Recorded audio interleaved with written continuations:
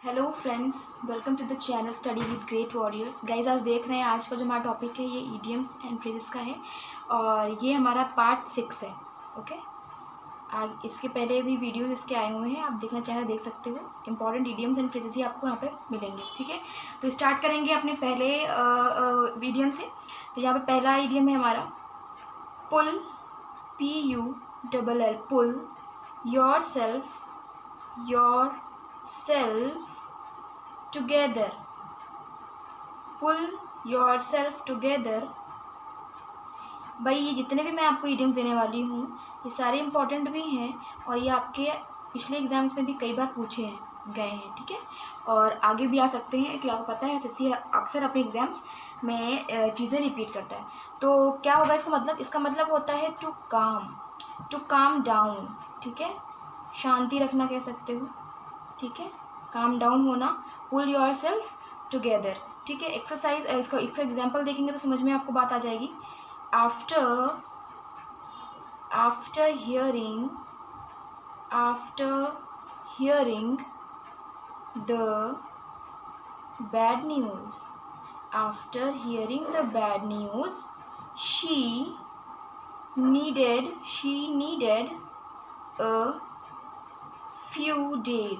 she needed a few days to pull herself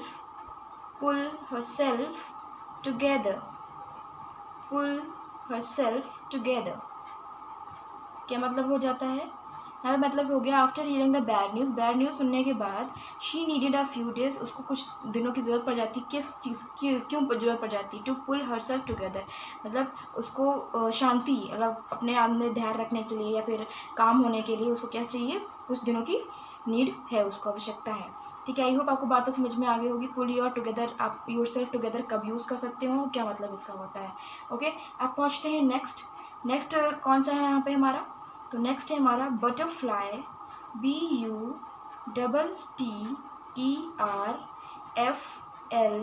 butterfly in the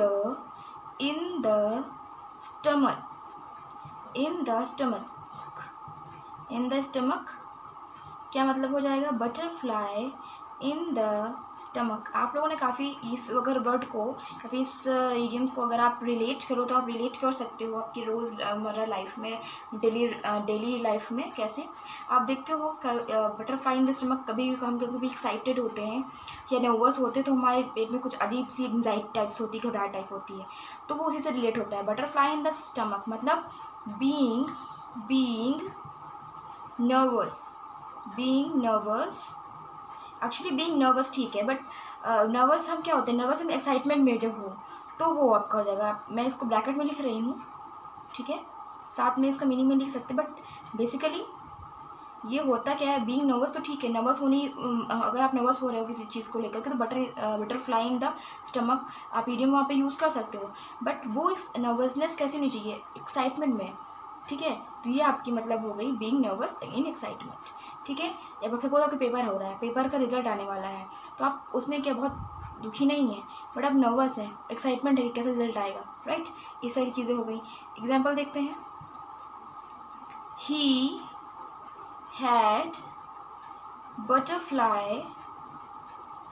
had butterflies in his stomach on the evening of his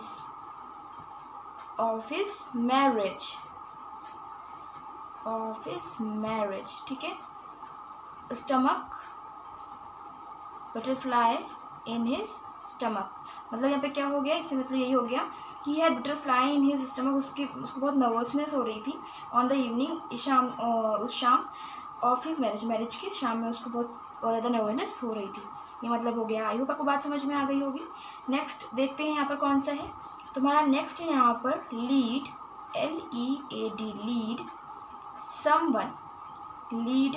someone by the nose, lead someone someone bye the nose, मतलब ये हो जाएगा यहाँ पर lead करना, किसी को lead करना। समवन बाय द नोज मतलब कहने मतलब ये हो गया कि टू, किसी को अगर आप कंट्रोल करते हो पूरी तरीके से, ठीक है, डोमिनेट करते हो आप किसी को, that is called lead someone bye the knows. ठीक है, आप लिख सकते हो टू डोमिनेट समवन, या फिर आप कह सकते हो टू कंट्रोल समवन कम्प्लीटली। ठीक है, ये भी आप बोल सकते हो। ठीक, एग्जाम्पल देखेंगे, इसका यूसेज देखेंगे। आई will lead the new employee by the knows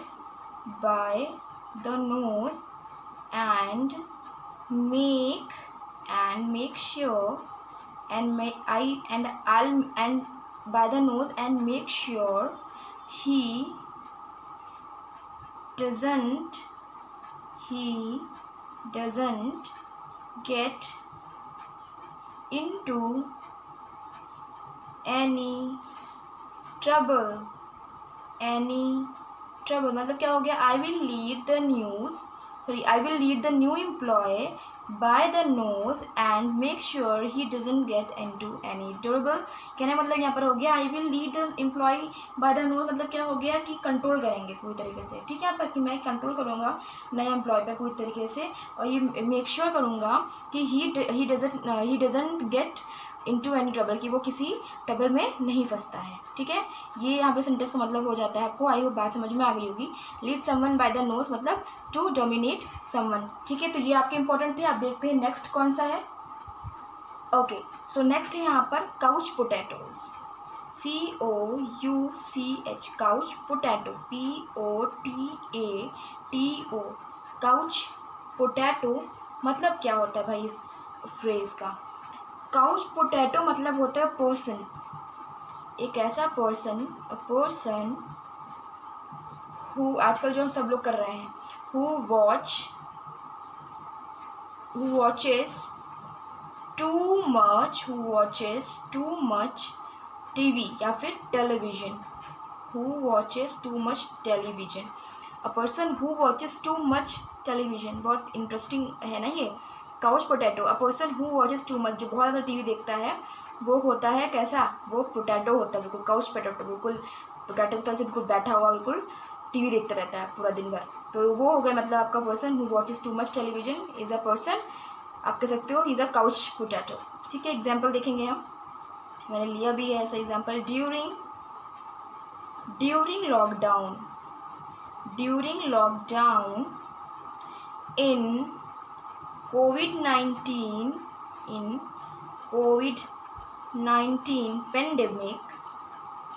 pandemic, most of the Indians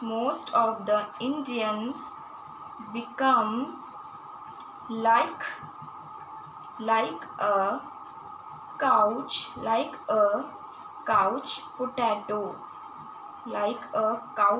potato, ठीक है, बात समझ में आ गई। ये किसी तरह का सर्वे नहीं है, बट मैंने सिर्फ ऐसे एग्जांपल सेट कर दिया इधर।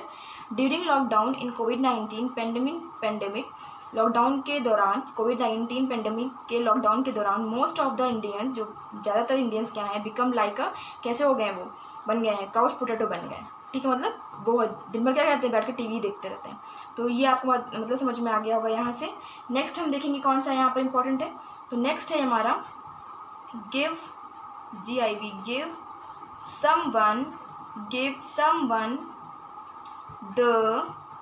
someone the cold shoulder। क्या मतलब हो जाएगा भाई, give someone the cold shoulder, इसका मतलब हो जाता है किसी को इग्नोर कर देना। ठीक है, किसी को इग्नोर करना, इग्नोर समवन कम्प्लीटली, या फिर किसी को इग्नोर आप कर रहे हो, जान कर रहे हो। ठीक है, आप मतलब ये समझ में हमें आ रहा है कि वो हमसे बात करना चाहता है, बट फिर भी आप इग्नोर उसको कर रहे हो। ठीक है, ये मतलब कहा जाएगा आपका give someone the cold shoulder. ठीक है, आप अभी यहाँ पे क्या देखेंगे, हम देखेंगे इसका example. His wife was angry. His wife was angry and giving him the cold shoulder। तो यहाँ पे क्या मतलब हो गया, हिज वाइफ वॉज एंग्री, उसकी वाइफ बहुत एंग्री थी, and giving him the cold shoulder, मतलब और उसे कोल्ड शोल्डर दे रही, मतलब कहने का भाई क्या हो गया, उसे इग्नोर कर रही है। ठीक है, जानकर उसको इग्नोर कर रही है, मतलब यहाँ पर हो जाएगा आपको, मतलब आपको समझ में आ गया होगा, give someone the cold shoulder, ignore someone, आपका इसका मीनिंग हो जाएगा। आई होप आपको बात समझ में आ गई होगी। अब नेक्स्ट देखते हैं कौन सा है यहाँ पर। तो नेक्स्ट है हमारा यहाँ पर 6 इडियम यहाँ पे यूज़ किया है, COST, cost an arm, cost an arm and a leg, LEG, leg, cost an arm and a leg। क्या मतलब है भाई इस चीज़ का? इस चीज़ का मतलब हो जाता है भाई देखो, cost an arm and a leg, मतलब अगर एक आर्म और एक लेग को कॉस्ट करते तो क्या है आपके लिए, तो बहुत एक्सपेंसिव चीज़ हो गई आपके लिए। तो क्या मतलब हो जाएगा इसका? एग्जैक्टली इसका मतलब ही हो जाएगा very expensive, very expensive, okay, very expensive. ठीक है, एग्जाम्पल देखेंगे इसका। एग्जाम्पल देखिए, this dress is really pretty, this dress is really pretty, but it cost me an arm and a leg। मतलब क्या हो गया, आपको समझ में आ गई होगी बात। This dress is really pretty but it cost me N arm and a leg, मतलब ये ड्रेस तो बहुत प्रिटी है, बट क्या है ये मेरे लिए ऐसा है कि मतलब इतनी ज़्यादा एक्सपेंसिव है ये, but it is very expensive for me, is very expensive for me. तो cost an arm and a leg का मतलब आपको समझ में आ गया, वेरी एक्सपेंसिव। ठीक है, give someone the cold shoulder, ignore someone, couch potato, a person who watches too much television. So guys, ये थे आपके आज के इंपॉर्टेंट इडियम्स एंड फ्रेजेस जो आपके एग्जाम से पूछे भी गए हैं और आने वाले एग्जाम्स में भी आ सकते हैं। सो इन सबको अच्छे से दिमाग में आप बैठा लीजिए। ठीक है, और जहाँ तक बहुत इंटरेस्टिंग भी सारे के सारे थे, मेरे हिसाब से तो सारे इंटरेस्टिंग थे, मुझे भी बताने में, आपको वीडियो बनाने में बहुत मज़ा आया। खैर, आपको अगर वीडियो अच्छा लगता है तो आप इसको प्लीज़ लाइक करिएगा, शेयर करिएगा अपने दोस्तों में। तब तक के लिए घर पे आराम से सुरक्षित रहिए। ठीक है, इसी तरह पढ़ते रहिए क्योंकि एग्ज़ाम्स तो होंगे ही, 1 महीने में अगर टलता है तो 2 महीने में होगा, लेकिन एग्ज़ाम्स ज़रूर होंगे। ठीक है, तो पढ़ते रहिएगा। मैं आपसे नेक्स्ट वीडियो में फिर से मिलती हूँ, तब तक के लिए goodbye and thank you.